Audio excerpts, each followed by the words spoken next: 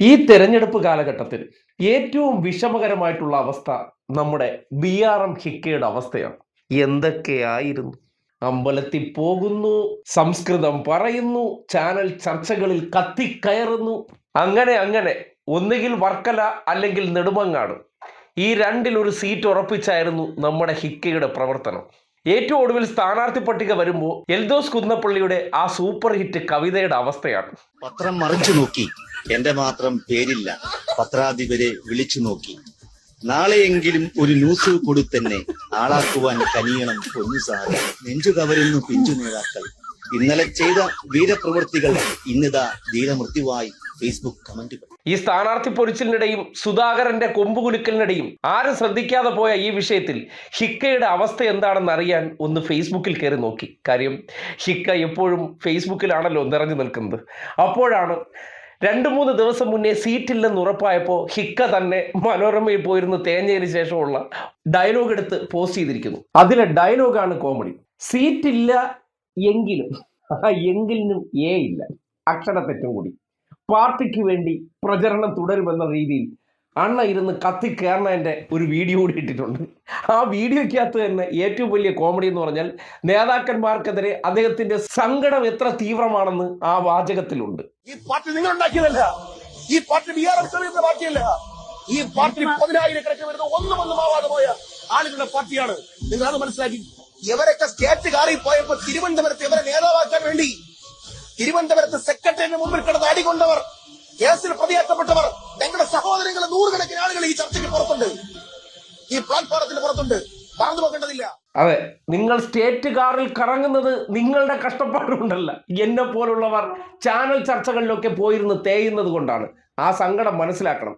അതും പോരാഞ്ഞിട്ട് വിങ്ങി പൊട്ടിക്കൊണ്ട് അദ്ദേഹം ഫോട്ടോയ്ക്ക് വേണ്ടിയെങ്കിലും VS ശിവകുമാറിന് വേണ്ടി ഒരു കൈ വരയ്ക്കാനായിട്ട് കൂടെ പോയി നിന്ന ആ വിശാല മനസ്കതയും അതിനോടൊപ്പം അതേ ഇട്ട പോസ്റ്റും കൂടി നിങ്ങൾ കാണണം. ആരൊക്കെ എന്തൊക്കെ ചെയ്താലും, എത്ര വട്ടം മാറ്റി നിർത്തിയാലും നാട്ടിലെ പ്രവർത്തകരോടൊപ്പം തുടരും. തൊളിക്കോട് മാങ്കാട് ജംഗ്ഷനിൽ VS ശിവകുമാറിനായി ചുവരെഴുത്ത് എന്ന രീതിയിൽ അദ്ദേഹം ഒരു ഫോട്ടോഷൂട്ട് കൂടി നടത്തുന്നുണ്ട്. ആകെ 3 പ്രവർത്തകരും ഒപ്പമുണ്ട്. കാര്യം അണ്ണന്റെ സങ്കടത്തിൽ പ്രവർത്തകർ കൂടി ഇല്ലാത്തൊരവസ്ഥയാണ്. എന്നാൽ ഹിക്കയോട് സതീശ ഈ ദ്രോഹം ചെയ്യരുതായിരുന്നു. ഹിക്ക എന്തോരം തേഞ്ഞൊട്ടിയിരിക്കുന്നു. മനോരമ ചാനലിനകത്ത് വീണ കണ്ണീരിന് കയ്യും കണക്കുമില്ല. അവിടെയെല്ലാം പോയിരുന്ന് ഇങ്ങനെ മറ്റു പാർട്ടിക്കാരെ നിന്നൊക്കെ വാങ്ങി കൂട്ടി വീട്ടിൽ പോയി കിടന്ന് ഉറക്കമില്ല, നാണക്കേടായിട്ട് നടക്കുന്ന, പോരാത്തതിന് സോഷ്യൽ മീഡിയയിൽ എടുത്തിട്ട് നാട്ടുകാരെല്ലാം അലക്കാൻ ഒരു ഹിക്ക മാത്രമാണുള്ളത്. അങ്ങനെ സ്വന്തം ജീവിതം ഇങ്ങനെ പാർട്ടിക്ക് വേണ്ടി ബലി കഴിപ്പിച്ച് നടക്കുന്ന ഒരു മനുഷ്യനോട് തെരഞ്ഞെടുപ്പ് കാലഘട്ടത്തിൽ ഇങ്ങനെ ചെയ്യാവൂ? മനുഷ്യരായിട്ടുള്ളവർ ചെയ്യൂ. അതാണ് പറയുന്നത്. കോൺഗ്രസ് നേതൃത്വത്തിലുള്ള ഒരുത്തരം മനുഷ്യരല്ല. അതുകൊണ്ടാണ് ഹിക്കയെ നിർബാധം വെട്ടി വെയിലത്ത് വെച്ചിട്ട് ഇന്നലെ വന്ന സുധീർ ഷാ പാലോടിനെ എന്താക്കി സീറ്റ് കൊടുക്കുന്ന അവസ്ഥ നോക്കിയേ. സുധീർ ഷാ പാലോട് ഇന്നിപ്പോൾ ഹിക്കയെക്കാളും മുകളിലെത്തി. അതായത് KPCCയുടെ വലിയ ആളാണെന്നൊക്കെയാണ് ഹിക്ക പറയുന്നത്. പക്ഷേ ഇന്നലകളിൽ വന്നവൻ, അതായത് ഈ മണ്ണും ചാരിയുന്നവൻ പെണ്ണും കൊണ്ടുപോയി എന്ന് പറയുന്ന പോലെ ഷാഫിയെ ചാരി ഇന്ന് വാമനപുരം സീറ്റുമായിട്ട് സുധീർ ഷാ പാലോട് പോയി. സതീശനെ ചാരി നിന്ന ഷെഫീർക്ക് എന്തായി പോയി, തേഞ്ഞു പോകുന്ന അവസ്ഥയും പോകും.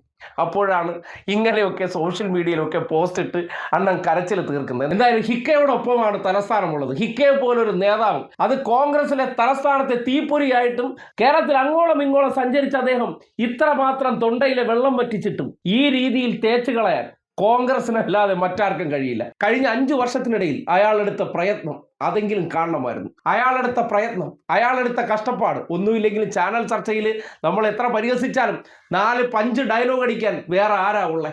ആ മനുഷ്യരെയൊക്കെ ഇങ്ങനെ വെട്ടി വെയിലത്ത് വെച്ചിട്ട് കോൺഗ്രസ് എത്ര മുന്നോട്ട് പോകും? VS ശിവകുമാർ എന്ന വ്യക്തിക്ക് അരുവിക്കര മണ്ഡലമായിട്ട് ഒരു ബന്ധവുമില്ല. പക്ഷേ അവിടെയായി ബന്ധമുള്ള ഹിക്കയ്ക്ക് ആ സീറ്റ് കൊടുത്തിരുന്നെങ്കിൽ ചിലപ്പോൾ ഫലം മറിച്ചായേനെ. ശിവകുമാർ രാവിലെ 8 മണിക്ക് തോക്കുമെന്ന് ഹിക്കയ്ക്ക് തന്നെ അറിയാം. ഹിക്കയുടെ വോട്ട് വരെ ശിവകുമാറിന് കിട്ടാനും പോകില്ല. അപ്പോൾ സ്വാഭാവികമായിട്ട് എന്ത് ചെയ്യണം? ഹിക്ക അനുസരണമുള്ള ഒരു പാർട്ടിക്കാരനായി അഭിനയിക്കണം. ആ അഭിനയം തുടരുകയാണ്. പക്ഷേ പാർട്ടി ചെയ്ത ആ നീതികേടിനോട് ഉള്ളാലെ ഇരുന്ന് അദ്ദേഹം ഉരുകുന്നുണ്ട് എന്നുള്ളതിൻ്റെ തെളിവാണ് ആ സീറ്റില്ലാത്ത ദിവസം തന്നെ പോസ്റ്റ് ചെയ്ത ആ വീഡിയോ എന്ന് പറയേണ്ടി വരികയാണ്. പലർക്കുമുള്ള സന്ദേശമാണെങ്കിലും നേതാക്കന്മാരൊന്നും അതിനൊരു വിലയും കൽപ്പിച്ചില്ല എന്നുള്ളതാണ് യാഥാർത്ഥ്യം. ഹിക്കയെ സ്നേഹിക്കുന്നവർക്ക് പറയാനുള്ളത്, ഹിക്ക തോറ്റു കൊടുക്കരുത്. നിങ്ങളില്ലെങ്കിൽ ഈ പ്രസ്ഥാനം ഉപ്പില്ലാത്ത കഞ്ഞി പോലെയാണ്. അതുകൊണ്ട് ചാനൽ റൂമിലെ ആ തേഞ്ഞൊട്ടൽ പോരാട്ടം തുടരുക തന്നെ വേണം.